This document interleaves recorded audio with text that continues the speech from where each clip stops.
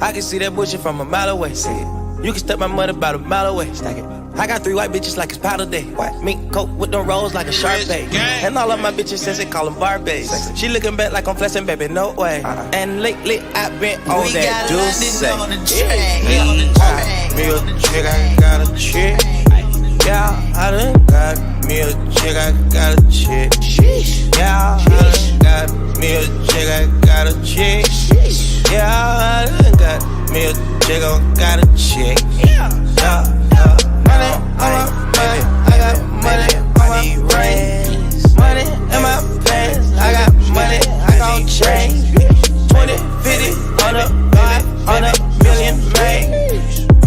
On a double, streaming, reading, switching, bang. If I need some rats, I'ma flip me some packs. I talk like I want it, she don't say nothing back. If cops pull up, I put that crack in my crack. Or I put that brack in my brack. Call Lil Shorty, made her fuck on my brody. You don't owe me, bitch, still act like you owe me. I promise I won't. Contain strong language and may not be suitable for children. This content is primarily for adults, as this is a trucking channel and truckers have filthy mouths. Please don't tweak if I say. Viewer discretion is advised.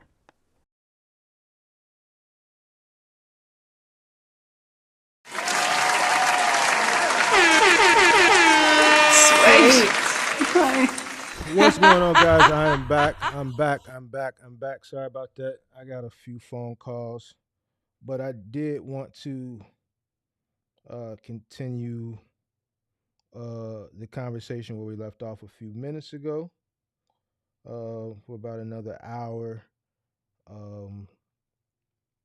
Yeah. So where did we leave off? Shout out to everybody that tapped back in. We are vertical. Make sure the moderators, y'all sniping today. We're gonna load up for anybody that want to get out of line. Let's load up. All my moderators, I need y'all to get ready to load up those clips before we get started and just start sniping people when they come in with that dumb shit. All right. So boom, where did we leave off at? We were talking about basically doing what's best for you, taking that active income from your box truck business and investing that into things that will ultimately take you to the promised land. I think we were talking about the 10-to-1. Somebody asked me about Fetch, and this is stuff that I would normally talk about in the members only, but we can cook up some little information on the public side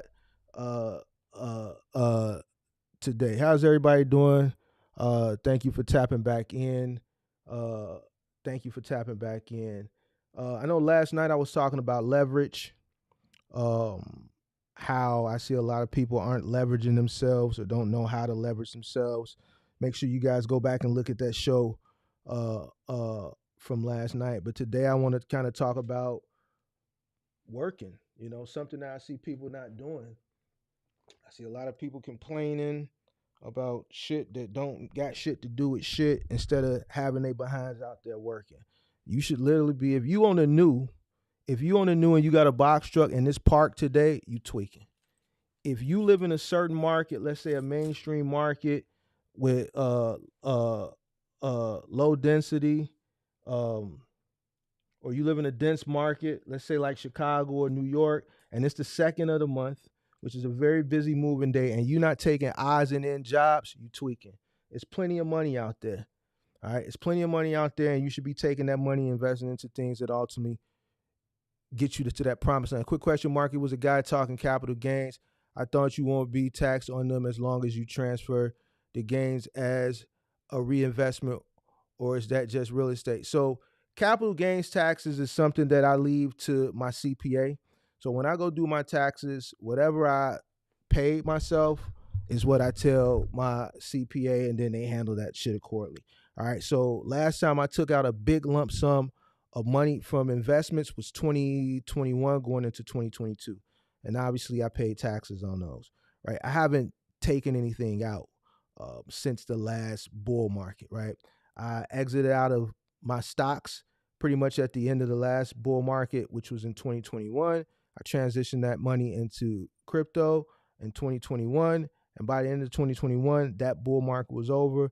I took out 85%, right? which I made a huge mistake then, and I paid for it then by withdrawing most of the money. All right, so Coinbase, which was the exchange I used, allowed me to withdraw a certain amount of money every day. Right, right. You can't just take out, depending on the relationship and the type of money you plan with Coinbase, you can only take out so much money a day, right? So whatever they would allow me to take out, I would max that out. And what I didn't know then, what I know now is that a lot of that money that I didn't use, I could have just left it into USDC.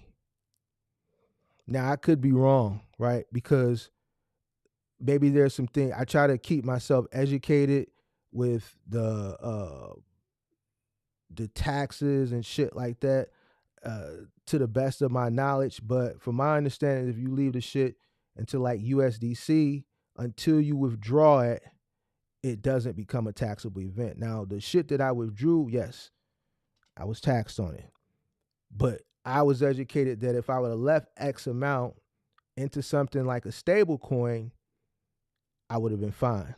All right. So that's my education on it, right? So if something has changed, because we are heading into I guess regulation, and I've been in crypto prior to KYC, right? I was in it when it was the Wild Wild West. It still kind of is the Wild Wild West, but not so much of the Wild Wild West like it once was prior to KYC. So I mean, if that guy is in here that you're talking about, retype, because I probably didn't catch it because I got a phone call, and I'll read it and I'll see what he's saying. If that's what you're saying, all right. So what were we talking about? We were talking about the 10-to-1 split coming up. So what I'm gonna do with the 10-to-1 split, I was gonna say this for the members only, but I'll get this away for free. I am going to aggressively dollar cost average in daily. All right, when that day comes, aggressively, right? Aggressively to the amount that I can afford to aggressively. So if we do 100, anywhere from $100 to $150 on split day, then that's when I'm gonna be looking to buy at least one share that a day, right? Because I am DCAing into other assets in the market. I'm DCAing into other assets in crypto and then other shit that I got going on. So as long as it's somewhere between $100 to $150 a day, I can buy one share a day, 5 days a week. Now, once it starts to get up to over $150 a share, then I may increase that to fractional shares, right? Where I'm not looking at a full share. I might say I can do $150 or $125 or $100, right? So if the price gets to $200 a share, it would take me 2 days. So $100, if I'm DCAing $100 a day and it averages around $200 a share, then every 2 days I would accumulate one share, right? So that's what my plan is to do with that, right? And I'm talking about every single day, right? Until I feel like the price is to a point where I'm looking to exit that position. Now, whatever it is that I got to do to keep that DCA money coming into that asset, then that's what I got to do, right? I know there's going to come a time where we're going to be approaching the top of the cycle for crypto, right? So boom, a lot of that money is going to come out, and then depending on when that is, which I'm thinking it's going to be sometime next year, then that's where I'm going to start looking for avenues to start parking some of that money at over in stocks. Because what happens when we hit the top of the crypto market, I usually wait for the bottom to come before I start DCAing back in, right? So I didn't start DCAing back into crypto until the end of 2022, right? So by the end of 2021, we were at the top. It was over with. It took me a year for me to start dollar cost averaging back in. Obviously, I was DCAing in all through 2023 because I would drop hints and I would talk about certain things. Some people caught on and they bought and they're happy. until now, right? Certain things like Fetch, I can talk about that because I've talked about it before. I reached what my goal was, right? The amount of shares that I wanted to DCA in, and once I reached that amount, whatever that dollar amount that I was DCAing into Fetch on a day, once I reached the total amount of shares that I wanted, I reappropriated that money that I was putting into that 7 days a week into something else. Same thing with Solana, same thing with everything else. I reached the maximum amount of shares, whatever that goal was, and then I repurposed that money into something else. But with this is a little bit more of an expensive play that I think is going to scale a lot faster than other assets that you see on the market. Because when this split does take place in a few days, the momentum is still there, right? And with the momentum still being there at a $1,150, say, price point, now you're going to have more retail investors come in that couldn't come in at $1,100 now that can come in at $115 or $100 or $110 or $120, wherever it's going to be at.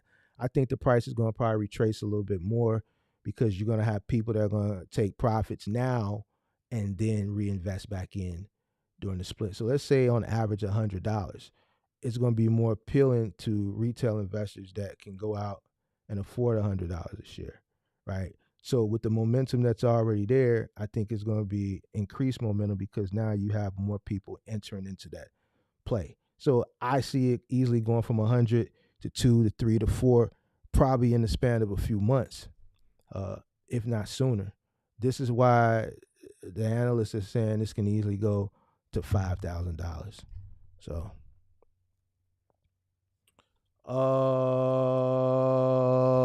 and that's my play on that. That's a freebie.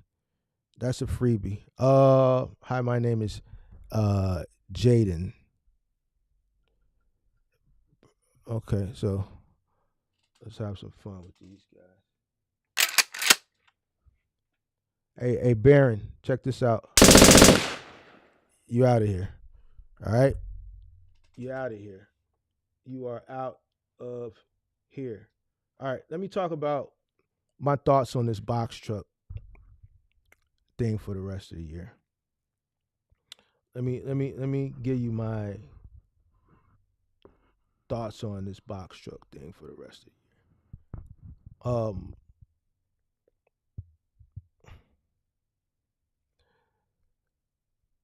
We're starting to see inflation come down a little bit, which is going to be good, right? Ultimately, right? I think as we get closer to the election, I think you are going to see freight pick up. As long as inflation eases, right? I think that's going to give more incentive for people to go out and spend some money, right?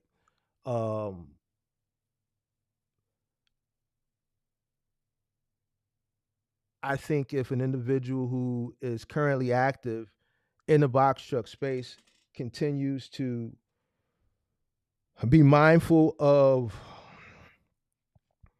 their operational cost, I think you may see some greener pastures ahead. Now, when I say greener pastures, I don't mean like pandemic rates. You'll never see that again. What I'm saying is a little bit better than what you're seeing now, right? So I think volume is going to increase. I think going into this holiday season, I'm not going to call it peak season. And the reason why I'm not going to call it peak season is because I think what we once knew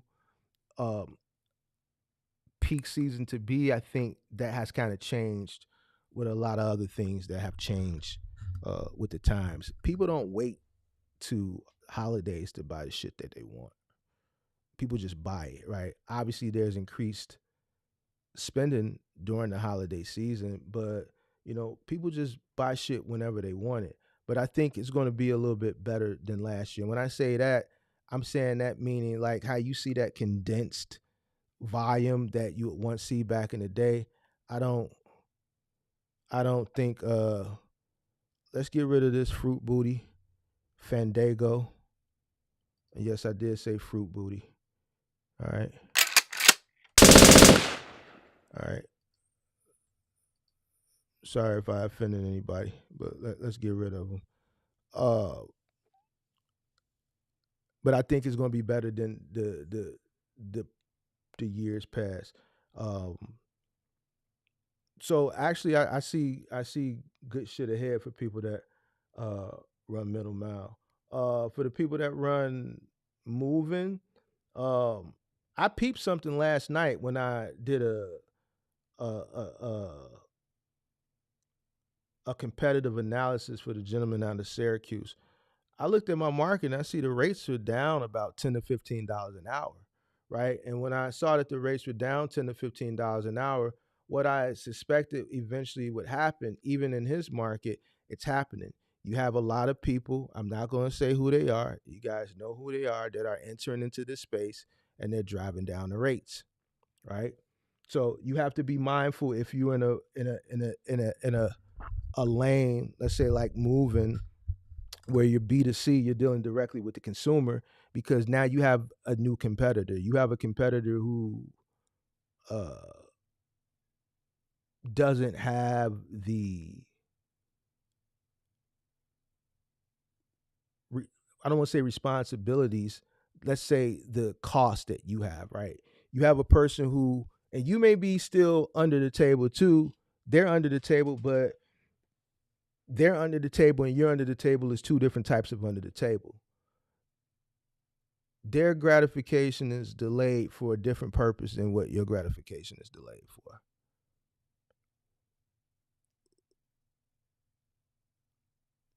What you may think is kibbles and bits, to them is the most money that they've ever made hourly in their life.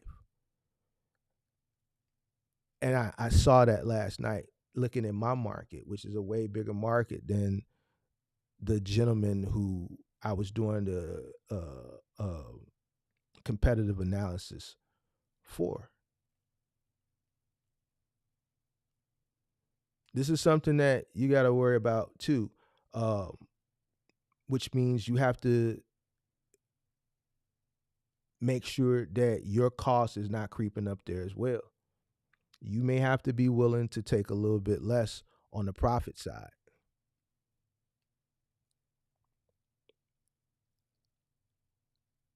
You may have to be willing to take a little bit less on the profit side. If a migrant who's never made $20 an hour can get a hold of a box truck, let's get rid of this guy. Let's see. We ain't gonna put him. We're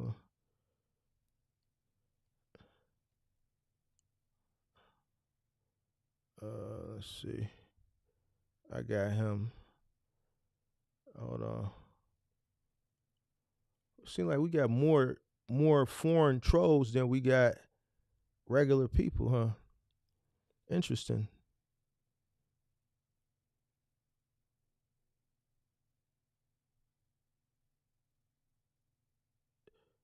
We got more foreign trolls than we got regular people. Okay, cool. Dope. We got a button for all you foreign trolls. All right, we got a button for y'all. All right, and we'll use it. Is it too late to start the box truck business? Absolutely not. You can start the box truck business whenever you want. All right. The key to being successful in it is to, one, understand what it's going to cost you to run your box truck, right? Entering in with a very low cost, understanding that the margins in this business are small, right? Understand setting yourself up at the beginning for unforeseen situations, right? I think that's where a lot of people fail at. They come in not understanding that. They come in with a high cost, and then, there's a market downturn, and they no longer can afford to compete in the current market if the market shifts, right?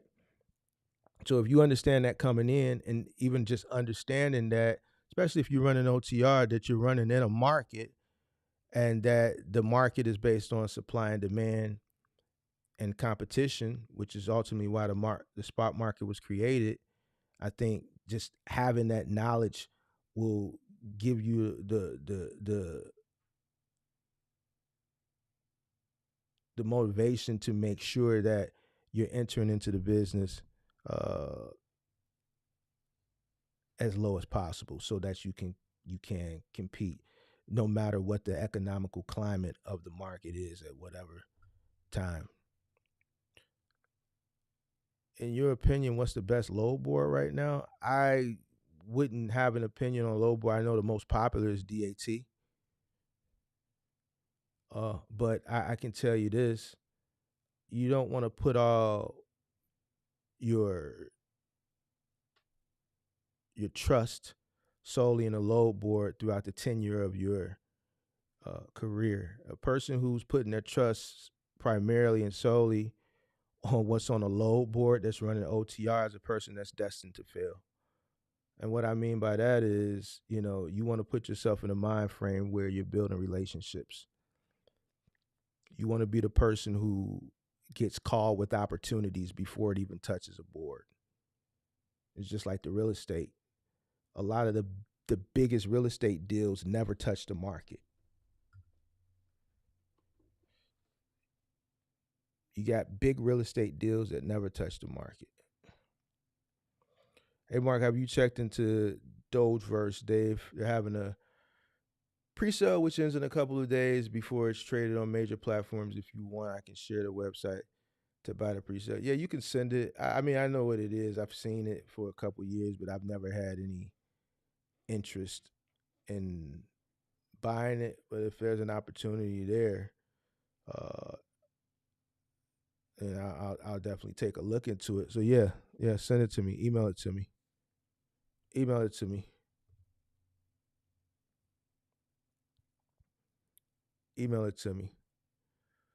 So no, it's not too late. Just make sure you know what you're doing when you come in. All right, that's key. That's going to be the difference of you succeeding or failing. Don't be like one of these pandemic fools that came in during the pandemic who didn't understand what they were getting into and then failed.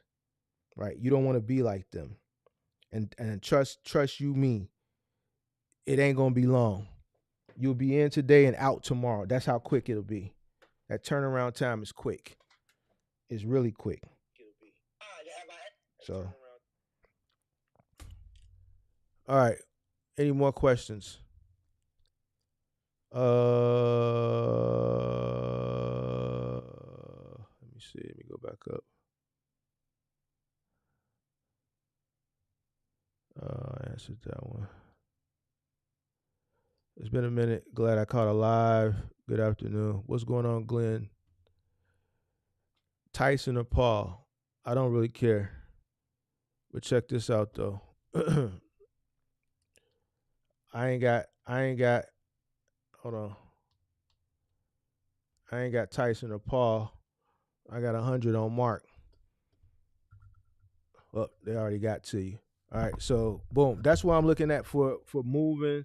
That's what I'm looking at as far as the sentiment of OTR. I think volume will increase as we get to the latter part of the summer, going into the spring. I think it'll probably get slightly better. Mark,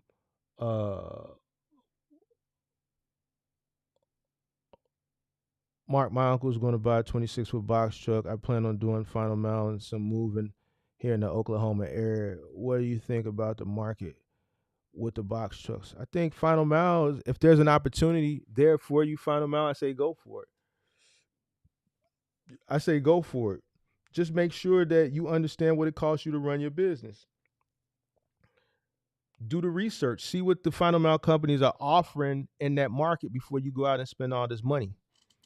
Right? I see so many people go out and spend all the money and then go look for the opportunities, then go research the opportunities and take the opportunities thinking that the opportunities are paying, then they come to me and they don't understand why they're not making no money. And when I sit down and I dig into their business, I have to determine to them on a live show that they're operating at a loss. So do the research, see what these companies are offering before you go out and actually start spending the money.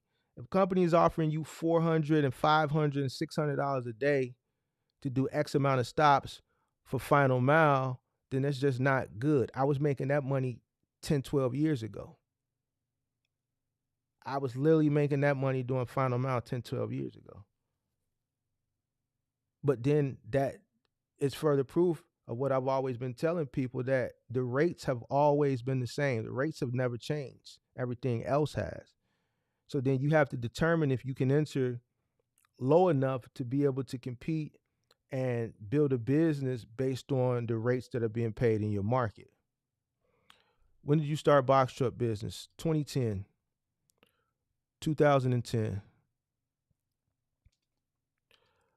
Mark, do you suggest buying Nvidia before the split or after? At this point, you might as well wait. At this point, I think you should wait. There's no sense of buying it right now. This is the time you should be taking profits and then re-entering. Riverstone is offering $3,500 to $5,000 to do. Do you know if they are a good company to go with? I haven't heard too much bad about them. They really don't operate in my market. But if you can get a final mile contract that pays you on the higher end of that, then that's pretty good. If you can get close to that $5,000 a week, then that's pretty good. I think a company is good as long as they pay you. The work is the work. Like, I understand what final mile consists of. It consists of hard work, right? Every job, every stop is going to be different. You're going to have some days that go unusually smooth. You're going to have some days that just go just bad. Like every stop, you can have 10 stops and every single one of them would just be horrendous. That is just the job. That's what it entails. All right. If you can get on the higher end of the spectrum of that range that you've just presented, then I think that's good. As long as they pay you a fair wage and they pay you, right? I think it's good. I think it's good. Yeah, just go do the work. Yeah. I never really had issues. My whole thing with logistics companies is them making sure that money was there, right? And that's why you got to leverage yourself. You got to make sure that you're leveraged, right? The key to leveraging yourself to getting $5,000 a week per truck is your efficiency, right? A person who gets offered a range of $3,500 to $5,000, what's going to determine if they make $3,500 a week or if they make $5,000 a week is the ability to get stops done. If you can't get enough stops done where your operations supervisor doesn't feel comfortable increasing your stops, then you're not going to make that type of money that you want to make, right? So you got to figure out a way to increase your efficiency coming in, because obviously they're going to start you with a few stops to see how quick and efficient you are. And then where I would be, if I were you, if you accept that contract, the way you want to leverage yourself is becoming quicker and more efficient so that you can get more stops complete in a timely fashion, which is going to want them to give you more stops so you can increase your revenue. Hey, Mr. Mark, I got a dedicated route, only 4 stops, 170, but I'd like to ask Mark, when is it a good time to ask for a raise in 6 months with the company? I got a dedicated route, only 4 stops, 170. Well, wait till your review. So if they do a 6 months review, then in 6 months, see how your review goes and see what they offer you. If they're not offering you review, then request a review in 6 months. And, from there, based on your review, see what they offer and then start the negotiation from there. But here's the thing with negotiating a raise, you got to make sure that you deserve it, you qualify for it, right? A lot of people think they deserve a raise, but don't deserve it. You know what I'm saying? So make sure that you go in and do what you need to do, right? And especially since you're working on a job, you need to go above and beyond. You need to be willing to do what the next employee that's there is not willing to do. If they ask you to come in on an off day, it might benefit you to come in on an off day. If they ask you to stay later, it might benefit you to stay later sometimes. This is going to determine what your increase is going to look like. This is going to determine when opportunities do present themselves, who they're going to go to first. All right. One hand washes the other. I have a cargo van and I need a driver. What's your process of hiring? You got a cargo van, you need a driver. Go on Indeed, right? Do a preliminary Q&A, right? Questionnaire, so that you can weed out all the retards. And from there, if you don't have an office, set up a meeting point at like a Starbucks or something and do in-person interviews. Me personally, I would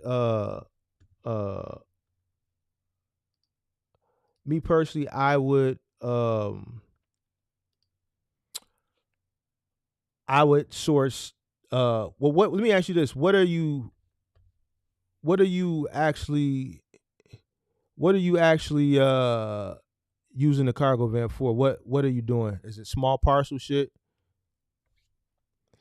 Hey, Smokey, I think my moderators got to you, so maybe try again another day. You feel me?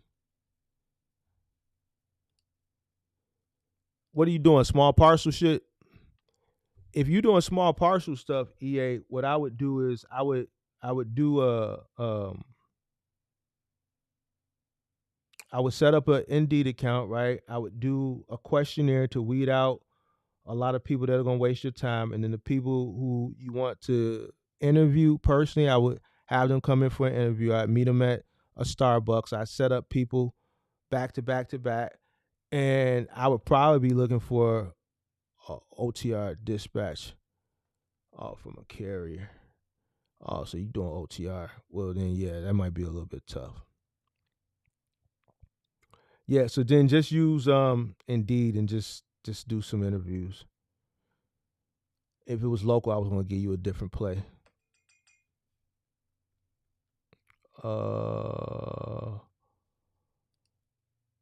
Nope. I exited in 2022, the Shy. I exited in 2022. Lawan, I know you said that final mile and moving industry would be hard to hire good people because there's not too many people that won't do this type of work. Do you see any future opportunities? Yeah, there's an opportunity and still, but it's not. More than likely, it's going to be from an immigrant. You know, if you can find immigrants that just got cleared and just got their work permit, you may have some luck there. But even with the guy last night that came up on the show last night that does moving in New York, he said good help is hard to find in this space. And it just is, you know. The people that are going to do this type of work are more than likely migrants, illegals, or, you know, immigrants that have been here and are just getting their work permit, right? If you're asking me for the sentiment of, you know, Americans doing this type of work, making it easy to hire because of Americans wanting to do this type of work in the next 10 years, no, I think people are going to get lazier and lazier and lazier. I think a lot of the labor intensive opportunities are going to continue to go to immigrants, migrants, people who, you know, are here for a better living. I think Americans, no matter what their ethnicity is, black, white, Chinese, Americanized individuals are, you know, are at a point now where they're entitled. It doesn't matter the ethnicity, right? Just certain things they're just not going to do. Construction is one of them. Moving is one of them. Roofing is one of them. Listen, and I said this before, when I would see construction workers growing up as a kid throughout my teen, even through my 20s, they would be Caucasian, bald Caucasian trucker looking dudes, or motorcycle looking dudes, I should say, right? I don't see a white or a black guy doing construction anymore. I see all Hispanics. I don't see any more Caucasian roofing companies. I see Hispanics. I don't see any white guys or black guys on moving trucks anymore. I see Hispanics. All the labor jobs have shifted, right? Now, these are people that have come here. What I'm talking about there are people that have come here, right, the right way, whether they came here legally, right, or their first generation, whatever the case may be, right? But eventually what you're going to start seeing is all the migrants that are coming in, they're going to start replacing them, right? Those first generation Hispanics have become Americanized to the point where they're entitled and they don't want to do shit that's labor intensive. So, and don't get me wrong when I say this, the harder a job is, the only people that are going to seek those opportunities are going to be people who are willing to take anything. And I'm not saying that in a bad way. Obviously, I built my money through moving and Final Mile, right?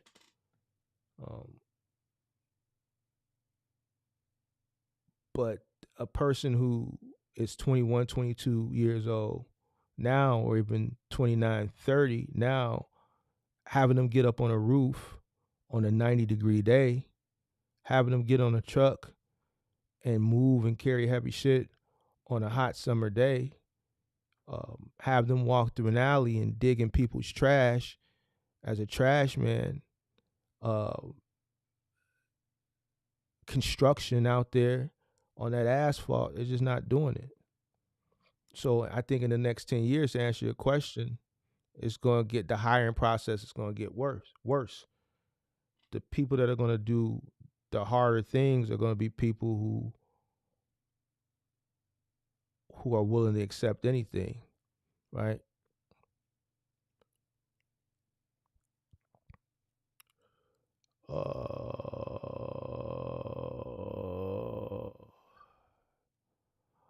The shot says, what's the most you ever made in 1 year of your box truck business?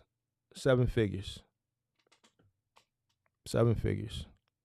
A little over $1 million. A little over $1 million. A little over $1 million. Velocious Logistics. What up, Mark? Thanks for all your quality content. Keep it up, my brother. Appreciate you. Thanks for chiming in.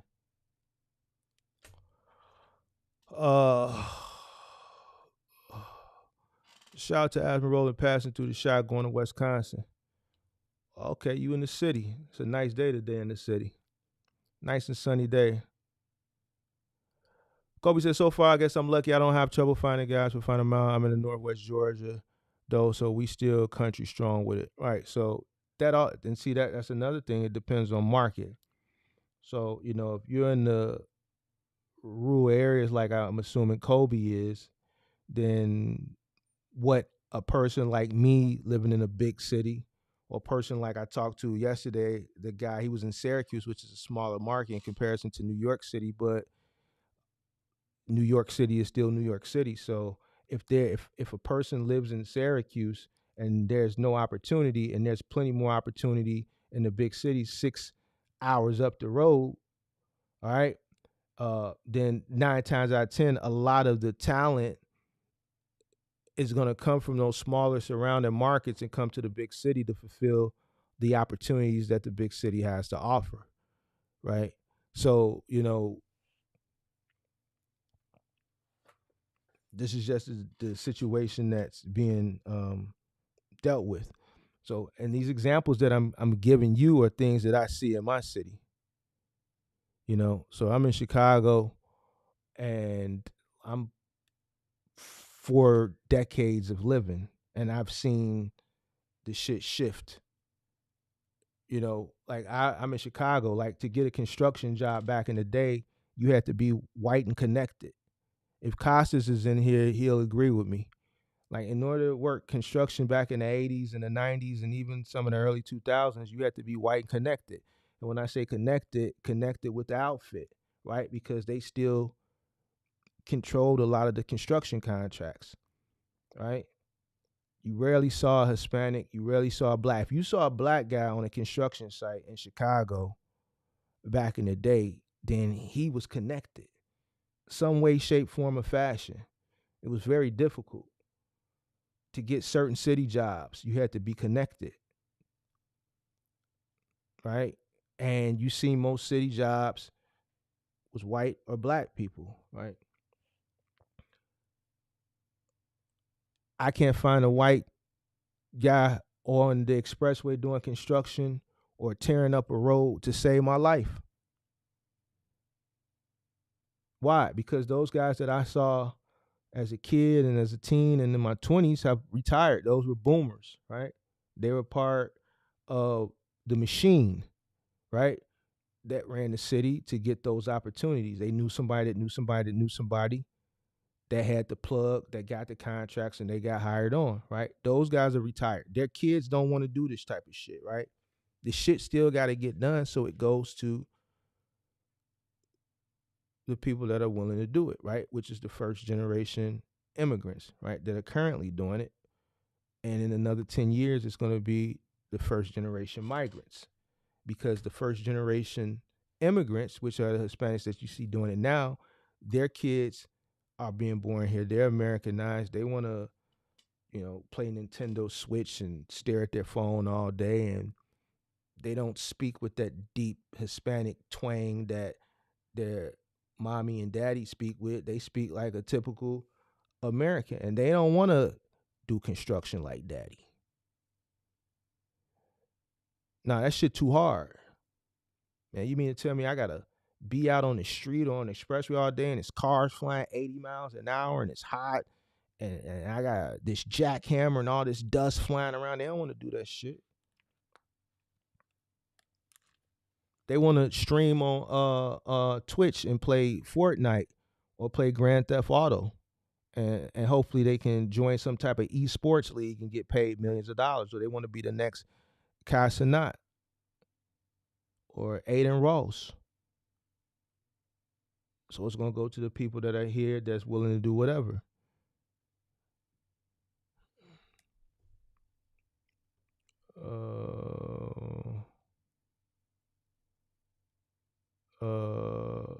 Damn, my boy, salute to you for answering all my questions. I'm Southside Chicago, 87th there.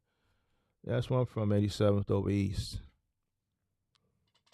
That's where I'm from, 87th. Well, in my teenage years, first half of my childhood was on the west side. Second half of my childhood was on the southeast side.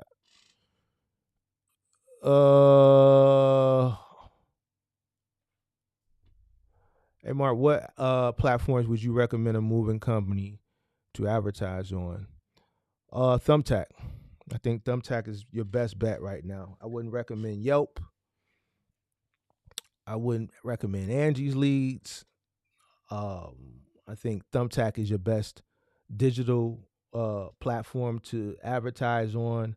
I would keep my print marketing very minimal. If you do print marketing, I would do that solely on the basis where that print media would go directly to storage facilities. It wouldn't be for hand-to-hand distribution. I would go to every storage facility in my market. I would introduce myself and my business to the property manager. Most storage facilities have a board where you see flyers and business cards pinned to. I would pin my flyer there, and I would introduce myself and my business to the property manager, and I would give them an incentive to advertise my business. Why? Because everybody that's moving in or out of a storage facility is doing what? They're moving, right? So this is a direct customer, right? Boom. here, 1 out of 3 people that are either closing their storage locker or moving in ask, do you guys know any good movers? Do you recommend any good movers? Right? And this is where the storage manager would say, yeah, I recommend those guys right there on the board. That red and blue flyer, that red and black flyer, use those guys. Why? Because you've given them a $50 incentive that every person that they refer to you, that hires you, you're giving them a $50 or $75 kickback. So that's the only thing I would spend print marketing on other than my business cards. But I would utilize the lead generating service Thumbtack. Definitely in today's day and age, you want to build a Facebook page, an Instagram page. I wouldn't be big on necessarily using Facebook ads, but during peak moving season, when you're making money, it may be okay to invest a little bit of money into Facebook ad marketing. I tried it in the latter end of my tenure, and it just wasn't as effective as lead generating service like Thumbtack, right? So that's my 2 cents on that.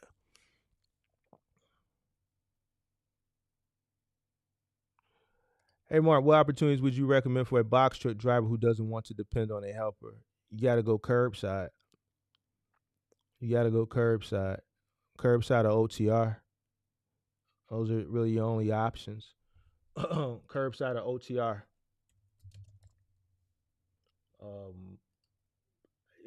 If I were,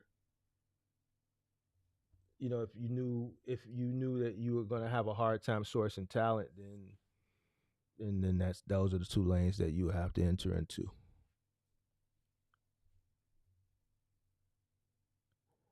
Can I just go final mile delivery local with the driver? Well, which final mile are you talking? Are you talking about one-man final mile opportunities, EA, or are you talking about big and bulky opportunities?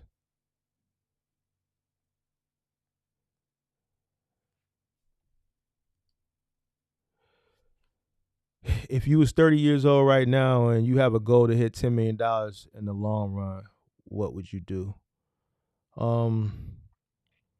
So basically, if I had to start all over again at 30, I would do exactly what I did, right, in today's time. I probably wouldn't scale to the heights that I scaled to, right? I probably wouldn't hit the amount of trucks that I hit, but I would do exactly what I did, and I would start appropriating my capital into other things earlier. I think that's one thing, if I could do over, I would do that over. Right? I would start my investment journey a little bit earlier. I would have definitely started my buying property earlier. And I would start my investment journey earlier. All right. These are just things that I learned later on down the line. But the capital was there. I just didn't have the knowledge. So if I could do everything over again, I would do the exact same thing as far as what I did to build my active income, and I would take a lot of that money and started appropriating into things that would give me passive income earlier. So like when I talk about Netflix or when I talk about Amazon, during that time, with the money that I was making in 2011 and 2012, I mean, let's look Netflix stock price in 2011. It was $9.90, right? It was $9.90 in 2011, right? It's $642 today.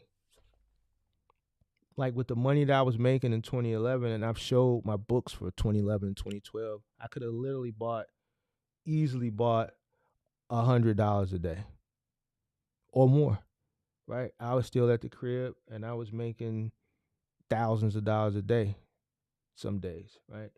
So for $9, I could have easily, grew a nice portfolio at that time, but I didn't have the knowledge, right?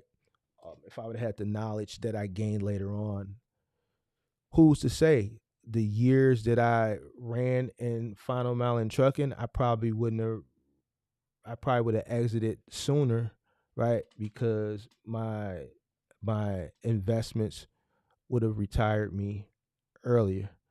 So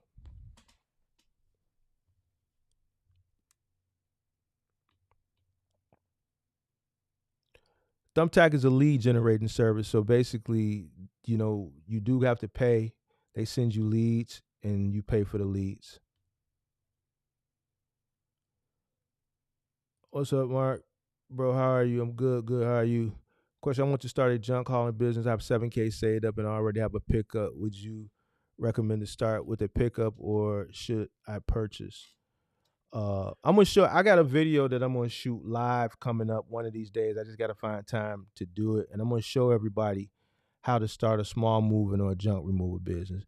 I'm gonna show you guys how to do it, utilizing what you got. I'm gonna take my pickup truck. I just gotta find time to do it. Every time I was actually gonna do it this past week, but I had to deal with my mom. But hopefully this week, if I get some time, depending on what's going on this week, I'm going to shoot that video. I'm not going to shoot it in form of video because I'm not going to edit it. I'm going to shoot it live. So people who catch it, they catch it. You know what I mean? So it's going to be easier for me to just go live and show people how to do it. So I got a stream coming up. But I you can definitely start with a pickup. Well, actually, you could start with a box truck. Here's the thing. When I was in the junk removal business, I had the resources to go out and just get a dump, right? That's ultimately what you want to do. You want to get a dump. But if you don't have, a dump in 2020, a 7x14 with 4-foot walls was $9,900. Now those things are $14,000, $15,000. So if you don't have that type of money, then you're going to have to use a box truck or something else. And I'll show you. You can definitely use a pickup truck, but I'm going to show you effectively how to use your pickup truck. I'm going to show you how to effectively use your pickup truck. So give me a few days, and I'm gonna shoot that. Appreciate you, any means.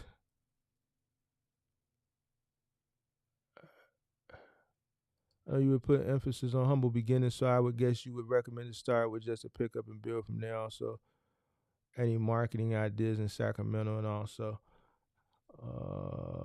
Liked your idea on putting a white guy somewhere. Thanks, but where could I find an image so I won't get in trouble for it? All right, so the white guy that you saw when you guys saw my montage live stream, that white guy was from, you can get royalty-free stock images. So the company that wrapped all my trucks and vans and stuff, obviously he had a subscription with a royalty-free website, right? Because he's in digital printing and vehicle wraps and shit like that. So it's just royalty-free. It's just a royalty-free image. That white guy that was wrapped on my vehicle wasn't a guy that I knew. I didn't know that guy from a can of paint. He was just a royalty-free stock image, right? So go through some royalty-free stock photos. Make sure you have a subscription so that you have the licensing to use the image, or the company that you're going to hire to wrap your vehicle, they should have access to royalty-free images. Tell them to go through, the options that they show their clients and pick one, and go from there. Yeah. So yeah. The marketing aspect of the white guy on my vehicles. Yeah, I told you guys why in that video. So yeah, appreciate you. So what I guess would you recommend to start with a pickup or build from there? Yeah, so it's nothing wrong with utilizing what you have. Obviously, if you start with a pickup and a trailer, you're not going to be able to take certain jobs, but you definitely can get the smaller jobs and work your way up from there. It's not really costing you anything because you already have what you need to get started. You can go get a dump trailer, right? take a loan out, let's say, and go get a dump trailer, or if you got the cash laying around, go spend $15,000 on a trailer and not have the knowledge on where to effectively find clientele at. I had never been in the junk removal business when I got in, but I was in the trucking business and the moving business, and I knew how to market a junk removal business just from already being in some form of transportation, right? I already had a successful Thumbtack account, and it was just all but me, adding a different company to that Thumbtack account, having an unlimited budget, setting up a great description, right? And just selling myself when people called in for these leads. And that's it. We also used, outside of Thumbtack, we also used Hire Helper. Believe it or not, we got more leads on Hire Helper at that time than we did for junk removal on Thumbtack.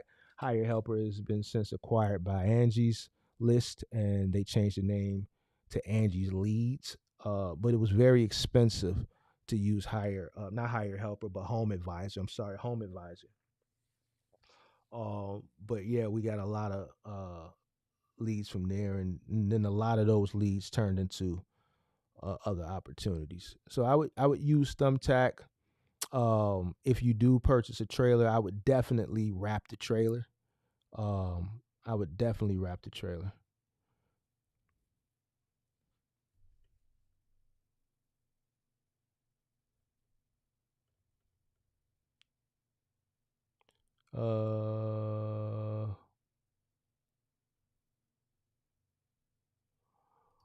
All right, one man EA. Yeah, you can just go find my local with a driver. You got to find curbside contracts. If you see a curbside contract that's one man, then that's what you would need to get for a one man 26-foot box truck opportunity.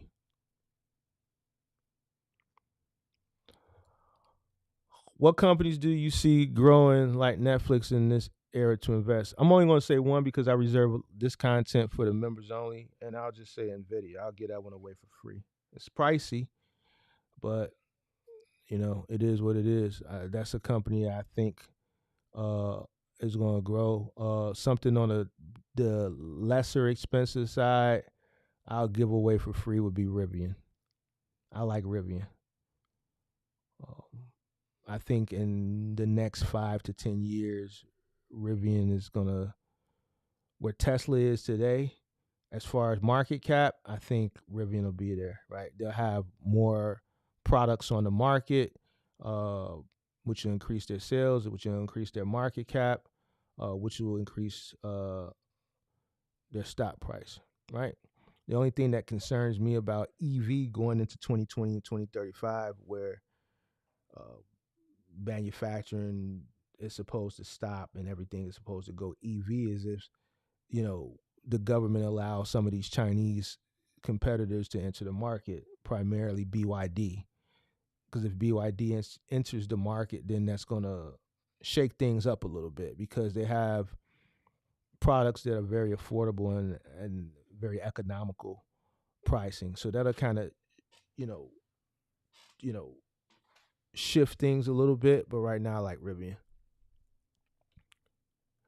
Is your mom feeling better? Yeah, she's getting stronger, just recovering from the surgery. I appreciate you for asking. Love your work. You literally have been walking me through the whole process without us even having a convo. I think I want to set up a convo, of course, for paying with your time. Yeah, you would have to email me for that, or come on the call-in show. If you want to come on the call-in show, then you can just come on and we can go through it for free. But if you want to set something up private, you have to email me, and I would vet you out. Wouldn't be for mentorship because I don't do mentoring. It would be just a basic coaching session.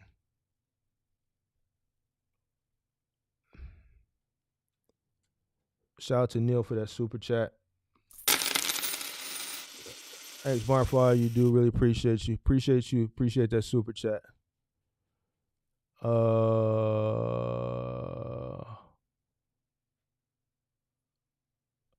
your mom feels better. Prayers your way. When you do that video, will it be saved on members only? I don't get notifications anymore when you go live. So I think that's gonna be on public. Yeah, they kind of are shadow banning me because I don't, I'm not part of the matrix, as Andrew Tate would say. I don't tell people what they want to hear. I tell people what they need to hear. So YouTube has put me in that abyss that a lot of content creators that, give people the real go-to. So they a lot of people don't get my notifications anymore, which you can see from when I go live, the amount of people that are there versus the amount of people that watch the replay, right? So yeah. So what you can correct that by just hitting the button, unsubscribing, and then resubscribing, and that'll reset it. That'll reset it.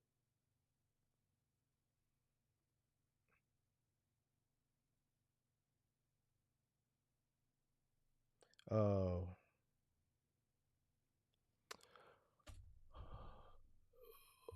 Boring says, "Can you sing?" Hey, Boring, you know why you bored? You know why you bored? Because you something that also starts with a B, other than bored. You're also broke. And I know people can't see it because the moderators already banned you. I just wanted to let you know that. All right. I just want to let you know that. All right. Boring. The reason why you're bored is because one, you're not in box trucking, or two, you're broke, or a combination of both. This is why you're bored. So I'm gonna tell you what you should do. Let me go on YouTube real quick. Let me see what's out there for you. Currently, right now, there's a bunch of channels talking about Diddy. I see something pop up about Cardi B versus Bia. I see somebody streaming some type of storm in North Dakota or some shit. Here's some more shit about Donald Trump. There's a bunch of shit that is distractions that you can go watch that'll further help you continue to stay broke. So if this is boring you, then you should go watch something that entertains you a little bit more so that you can continue to stay broke. All right? Thank you. Appreciate it. Appreciate you. You said, hey, it is what it is. I'll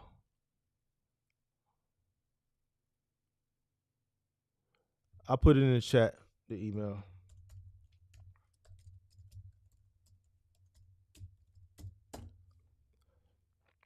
Born is somebody that, tomorrow he gonna be sitting on the edge of the bed. The alarm gonna go off. I'm gonna tell you how boring is, right? This is his Monday. This is his Monday. I'm gonna tell you how his Monday is.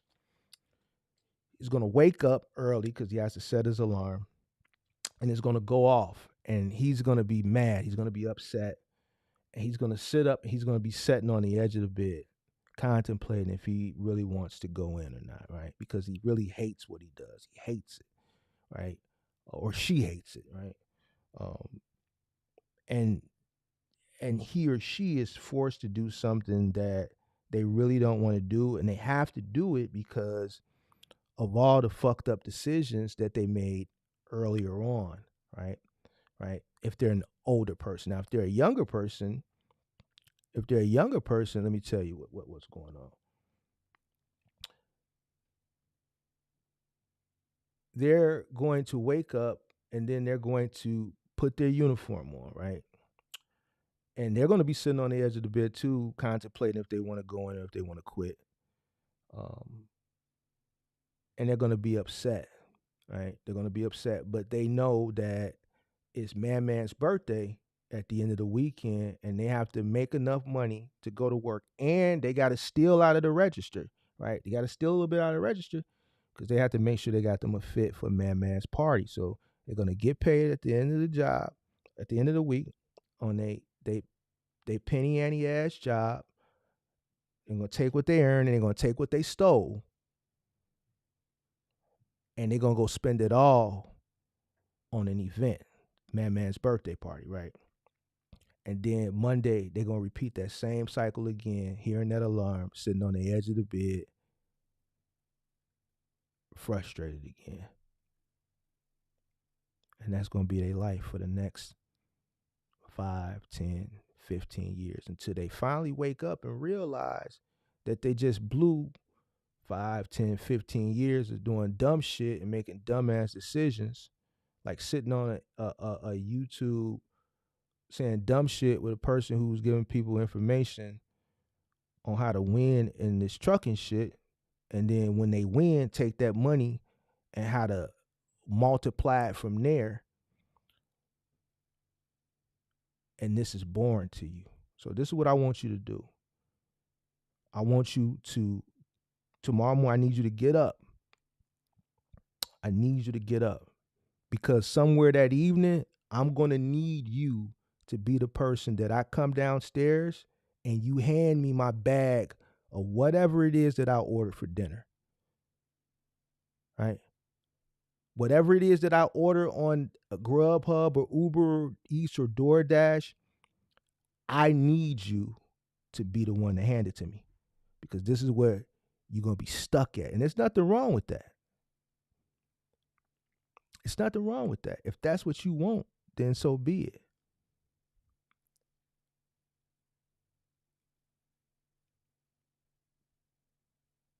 Because I need you to continue to do all the shit that I don't want to do. So keep saying dumb shit. Keep doing dumb shit because I need you. I appreciate you. Because without you, I would have to go pick that shit up my damn self. So I appreciate you. Thank you.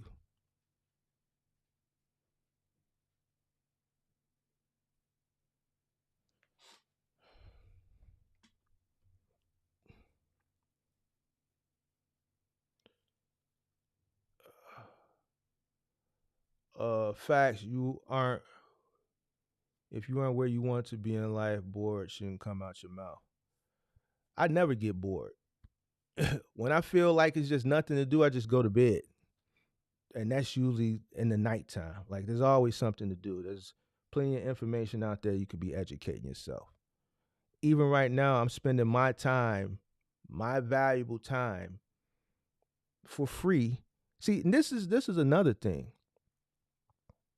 Nothing. I'm gonna let this shit go. It's wasting too much time.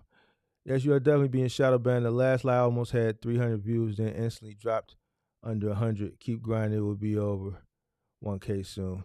Yeah, I ain't worried about it, man. That's what they do when you speak the truth. See how when I got to talking shit to Buddy ass, how I went back up. But see, that's how YouTube does it. They like the antics. They like the shit talking. They like entertainment. You would think they would promote education over entertainment, but they promote entertainment over education because entertainment keeps viewers on longer, which ultimately makes them more money from the advertisers. The way advertisers pay, right, is based on watch time, right?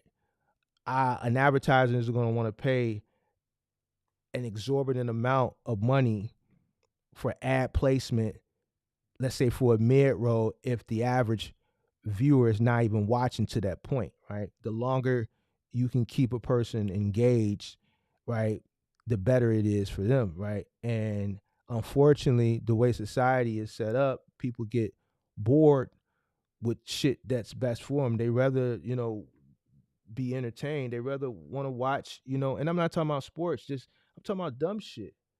Like I watch some of the shit to me it's just not, and to each his own, but at the end of the day, people will watch this dumb shit and later on in the day, they'll be complaining about it's fucked up out here. I don't get it. Well, what you do all day? Nothing. No, really, what you do all day? Nothing. I was on YouTube. All right, what was you watching on YouTube? Oh, this person. What was they talking about? Oh, man, he's talking about how, Diddy been doing Cassie like that. He been beating her ass. Okay, well, what did you learn from it? Nothing. Well, why'd you spend so much time watching it?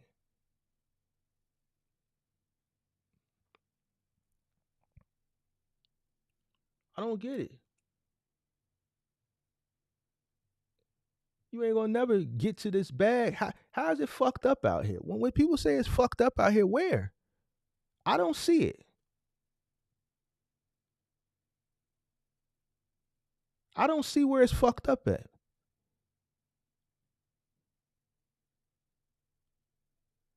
I see inflation. That just means you gotta make more money. People that's fucked up have a fucked up mentality. Yes, you gotta work. That's the key. Work. And stop spending your money on dumb shit until you can afford to spend it on dumb shit where it doesn't affect you.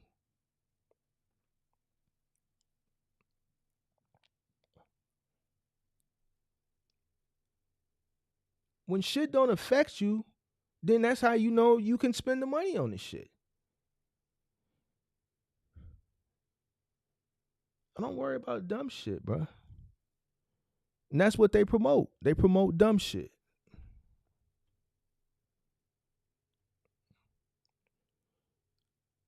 Shout out to So Real TV. Shout out to Asma Rowland. Did we get rid of Cookler? Yeah, she got rid of him. What's up, Mark? Any info on Amazon DSP? I think I remember you saying you thought about starting one. You sure that was me? You sure? You sure you heard me say I thought about starting Amazon DSP? Somebody, we was talking about that last night. I don't think that was me. I probably was talking about it, but I don't think. You probably got confused because I did apply for DSP in 2014, and they called me in 2017. I did a video about my experience going through the onboarding process, but no, I walked away in the middle of onboarding, so no, I was there already. I wouldn't. No. I think you probably got confused. Hey, does $525 a month for $1 million in vehicle insurance sound specific? Commercial insurance? Oh, commercial vehicle insurance. Is this for what? A van or for a truck? Is this for a van or for a truck?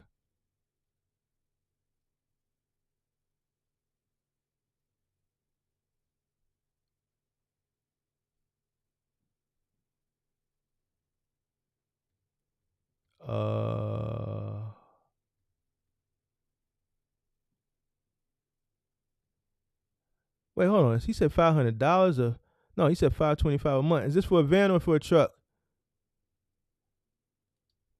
Sorry, Mark. One more question on the hauling thing. My pickup, I can sell for $12K. Should I sell it and put it down on a box truck or buy it used from U-Haul?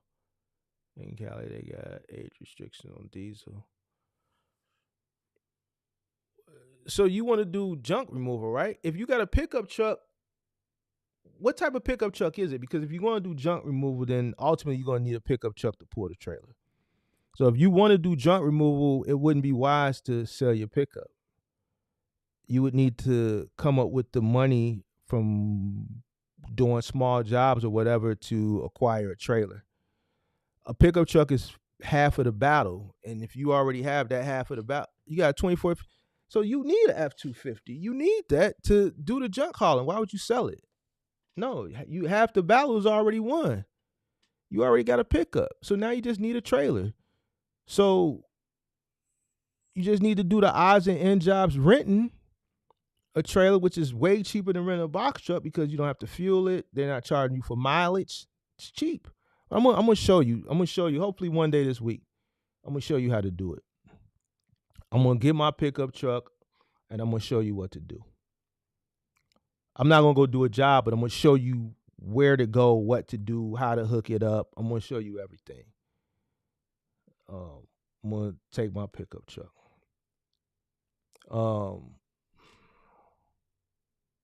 Yeah, I wouldn't sell my pickup truck. Hell no, you never sell a pickup truck. Listen, the Avalanche that it all started from with me. Listen, I would still have that Avalanche if it would have passed the emission.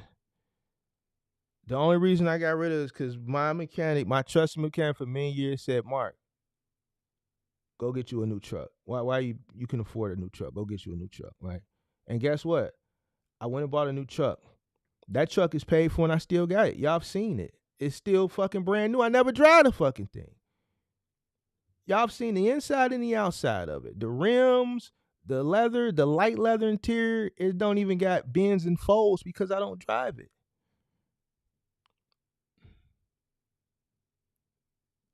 But I would never sell it until I have to sell it. Why? Because a pickup truck will last you a lifetime for the most part if you take care of it. It's a work truck. Why would you get rid of a pickup truck that's performing well? Why do you think the resale value on pickup trucks is high, like cargo vans? Because people make money from them. They have a good resale value. They don't depreciate as bad as some other things. Cargo vans and pickup trucks. I would never sell a pickup truck. That's a workhorse. You got a 252, 2500?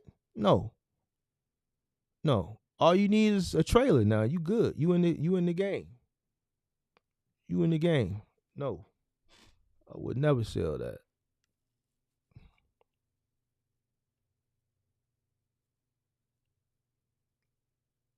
I don't even drive my pickup truck. I would never get rid of it. I was talking to one of my homies about like, damn, you think I should get just why would you get rid of your pickup truck? That'd be stupid. They're gonna turn around and sell the thing to somebody else for sky high, and they're gonna go put a trailer or something and go work it. Nah, just sit on it. Hell no, you don't sell your pickup truck. Man, go look at a pickup truck. Pickup trucks don't sit long on the lot. Just like you see cargo vans don't sit long, pickup trucks don't sit long at all. Keep your truck. 50% of the war is already won. Just need a trailer.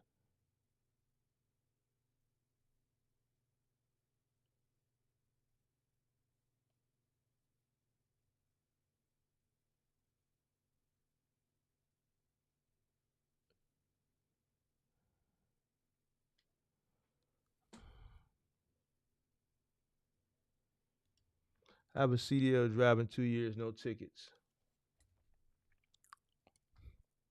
Or major accidents, pretty clean. What insurance should cost on average for a box truck? Insurance varies depending on the individual, the points that the individual has on the MVR, the year, make, the model of the truck, the market. It all depends. An average 26-foot box truck, give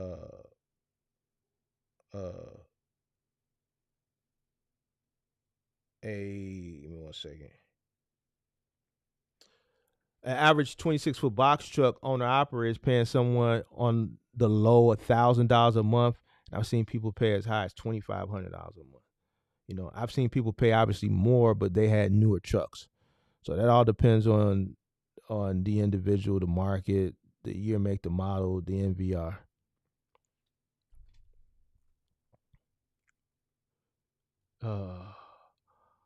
Mark, would you calculate a percentage of daily revenue from the business to invest to potential gain more liquid capital for the business? Yeah, I mean,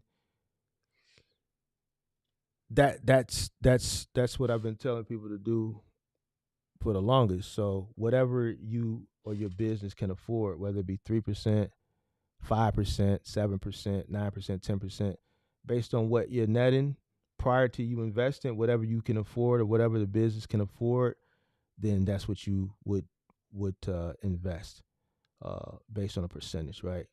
Most people, average business might invest 5%, right? 7%. So whatever you can, whatever your business, I should say, can afford.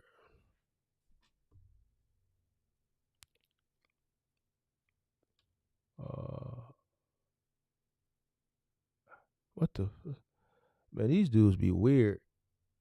I'm reading this shit. I ain't gonna repeat it, but I see that they already blocked it.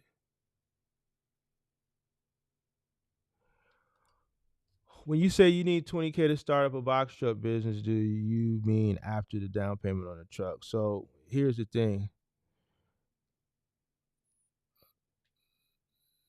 Oh, y'all already got it. All right, so here's the thing. when you say the down payment on a truck, what type of truck you looking for?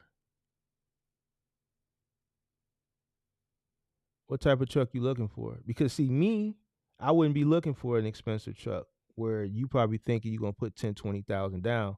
I'll be looking for a truck that's gonna be 10, 20, $30,000. I'm looking for a truck that's gonna be $20, $30,000.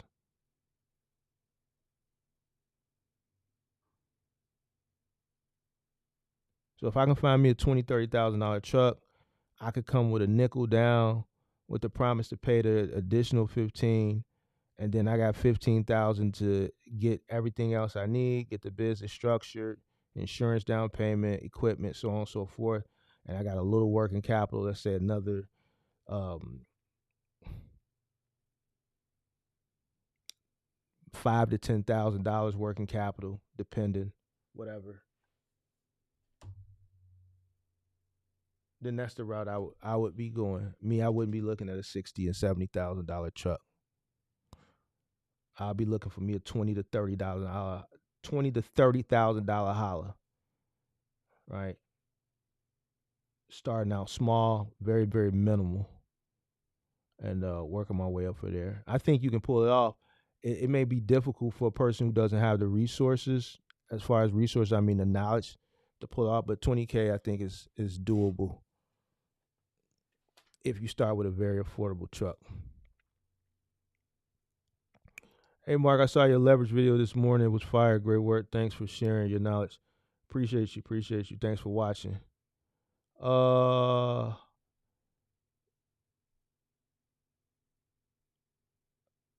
the fuck, man? These people be weird, bro.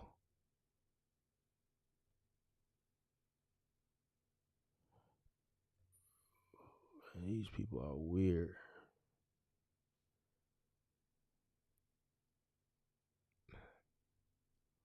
Can I get a 20-foot truck?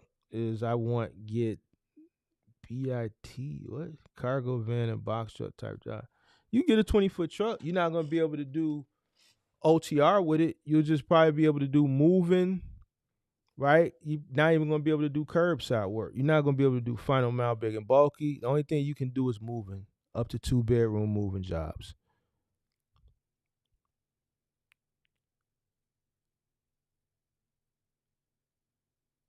If I wouldn't buy a 16-foot box truck for $15K. I would try to get down to somewhere between 10 and 12K in today's market. Depending on where you buy from, you probably can find one for cheaper than that. And if I got a 16-foot, I would look for office supply deliveries. So I would do bulk office supply deliveries. I would do bulk office supply deliveries, or I would start a small moving company up to 2 bedrooms.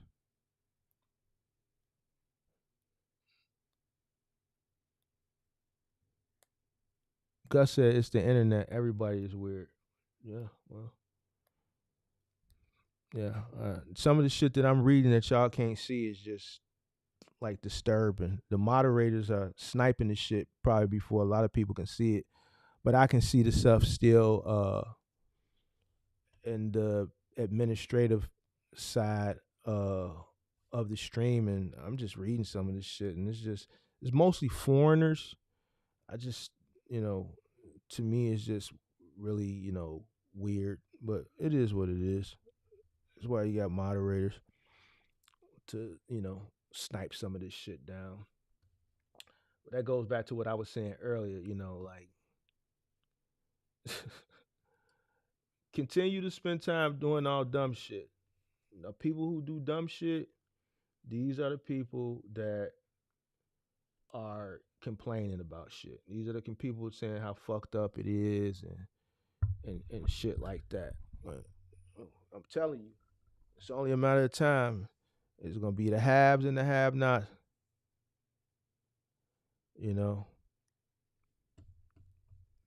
We pretty much already there.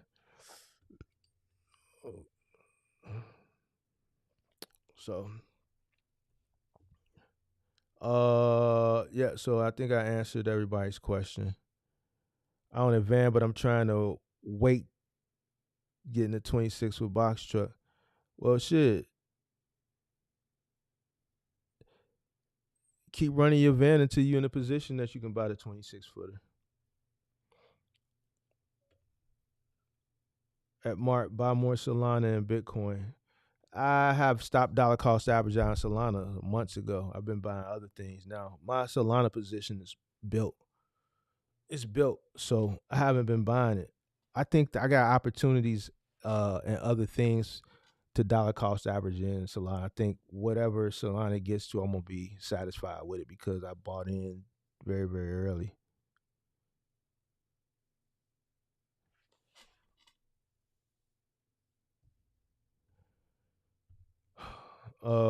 Yeah, so and that's and that's it. You know, just making your active money and investing that shit into things that is gonna get you passive money. That's what it's about. You know, you know, that I wish I could tell people a way to just make a lot of money with doing nothing. I just don't. The way I was able to get to where I'm at, I had to work. And, I can tell stories. I've told stories. I've showed, you know, my montage of photos from my early days up until the last days. And all of that shit was hard work. It was labor. you know Listen, 2020, 2021, 2022 was 3 rough years. Not rough financially, right? It was rough physically for the kid, but as a business owner, I had to do what I needed to do. This is why I don't feel bad for a lot of people that fail. If I can get back out on a truck at 40 years old and hadn't been out on a truck since 33, 32, 33, and I can get out on a truck at 40 for 3 years as a business owner and do what I needed to do when that pandemic hit, I can't feel bad for no person that considers himself a business owner that be coming up here saying they don't want to do this and don't want to do that. This is why you struggling. You know what I'm saying? This is why you having a hard time, because you're not willing to do whatever it is you need to do to save your business. Your business is your kid. You the type of individual who will let your kid drown. Straight up. Listen, my business is like my kid, bro. I raised it. If you let your business fail, that's just like letting your kid die. You letting your business drown, that's just like watching your kid slip into a pool and not jumping in and say, I don't give a fuck if you know how to swim or don't. If I didn't know how to swim, which I do, but let's say I didn't know how to swim and my kid fell into a pool, I'm going to jump in. Why? I birthed this kid. I raised this kid. I love this kid. I'm going to do everything in my power to save it, even if that means taking my own life for my child. That's the same way I look at my business. I birthed the business. I created it. I invested into it, my time, my money, my resources. I built it to the point where it's able to sustain on its own and ultimately take care of me on the back end, just like you do for your parents when they get older. I'm recently dealing with that right now with my mom. She's gotten to a point where she's older and I'm having to do things for her, right? Why am I able to do those things? Because she birthed me, she raised me, she instilled morals and values and character traits and qualities into me so that it would come a time where I would take care of her.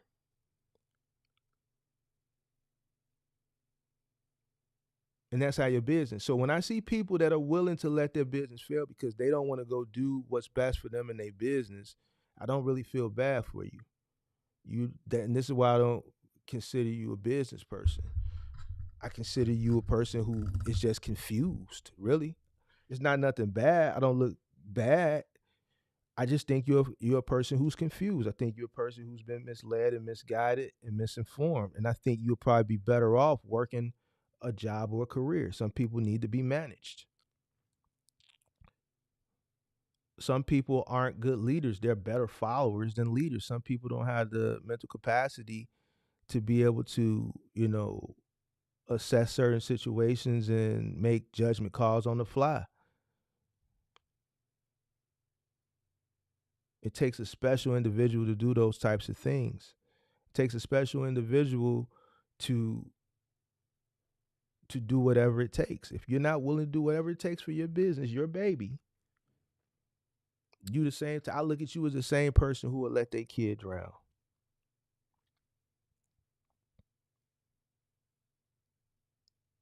And it's just facts. Like the guy who came up and said, "Oh well, man, I can't find no workers. Well, I need one trucker guy sitting. Well, why you don't get on the truck? Nah, man, I ain't getting on no truck. Why not?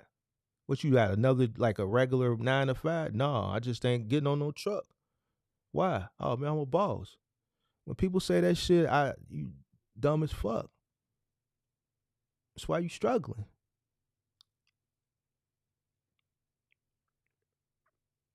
How many restaurants you'll go in the kitchen and the cook is the owner is back there cooking? If the cook calls off and you running a restaurant, let's say a chicken and fish joint, and the cook don't show up, you gonna close for the day? If it's your recipe, this is your restaurant, your recipe, you created it, but you built it. You got a cook or you got a couple cooks, and for some reason none of them can come to work today, and you know how to cook. This is your restaurant. You're gonna be like, oh well, no, I ain't got no cook, so we had to close today. You're gonna put a sign up on the door, the cooks didn't show up, so we closed today. Hopefully we'll be open tomorrow. Nah, your goofy ass gonna put that apron on, and you gonna go back there and you gonna start battering up that chicken. That's what a real business owner would do. He would take his goofy ass back there and start battering up that chicken, battering up that fish, and open. It's gonna be a tough day, but that's gonna be a day that business still grosses revenue. Only a fool would be like, well, no, I ain't. I'm to a point now where I ain't had to be in the kitchen in a couple years now. I ain't going back in the kitchen. What?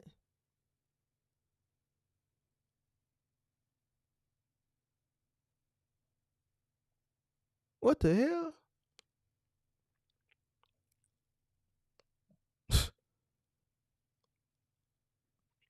This why that goal and that dream that so many of these cats want of getting this financial independence and this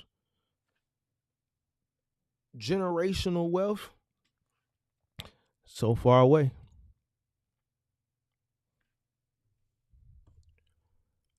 I